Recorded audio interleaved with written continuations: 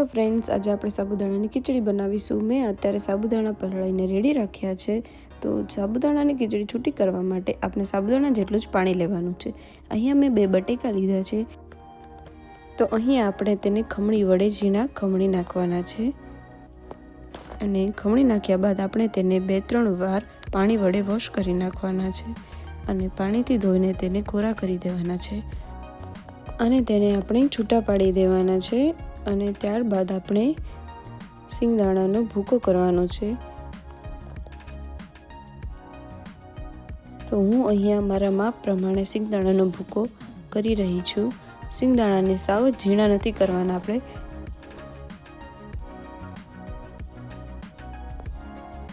સિંગદાણાને આપણે ખાંડણી અને દસ્તા વડે ખાંડી લેવાના છે।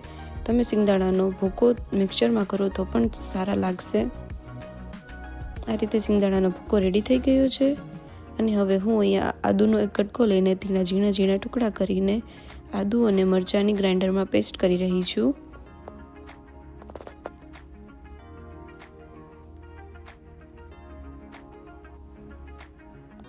તો તમે જોઈ શકો છો હવે આપણી આદુ અને મરચાંની પેસ્ટ રેડી થઈ ગઈ છે। તો હવે આપણે સાબુદાણાને કોરા પાડી દેવાના છે અને ત્યારબાદ હવે આપણે ખીચડી વઘારવાની છે।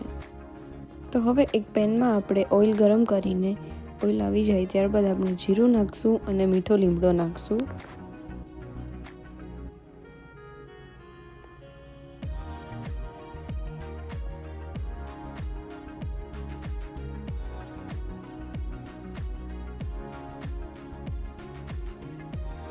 તેને થોડું હલાવ્યા બાદ આપણે તેમાં બટેકાની છીણ કરેલી છે તે નાખવાની છે।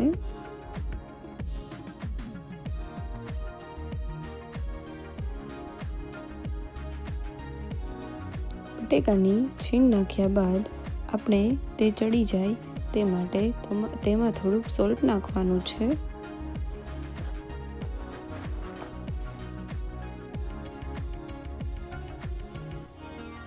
અને આપણે તેને વારે વારે મિક્સ કરતું રહેવાનું છે જેનાથી તે નીચે બેસી ના જાય। હવે આપણે આદુ મરચાંની પેસ્ટ નાખવાની છે। તો તમે તમારા ટેસ્ટ મુજબ તીખું કરી શકો છો। જો તમારા બાળકો તીખું ના ખાતા હોય તો તમે ઓછું પણ મરચું નાખી શકો છો। ત્યારબાદ આપણે સિંગદાણાનો ભૂકો કર્યો હતો તે એડ કરવાનો છે અને પછી આપણે એ ચડી ગયા બાદ સાબુદાણા નાખી દેવાના છે।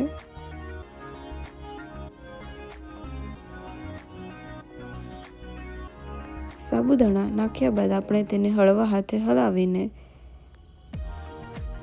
ઘડીક રહેવા દેવાનું છે અને ત્યારબાદ આપણે તેમાં ટેસ્ટ મુજબ મીઠું એડ કરવાનું છે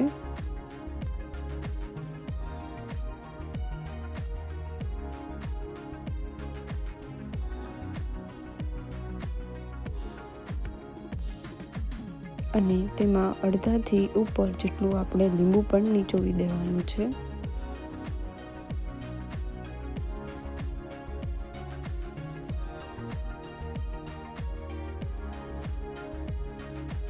લીંબુ નાખ્યા બાદ 2 થી 3 મિનિટ માટે ચડવા દેવાનું છે અને ચડી જાય એટલે આપણે ધાણા નાખીને તેને રેડી કરી દેવાની છે। તો હવે આપણી ખીચડી રેડી છે।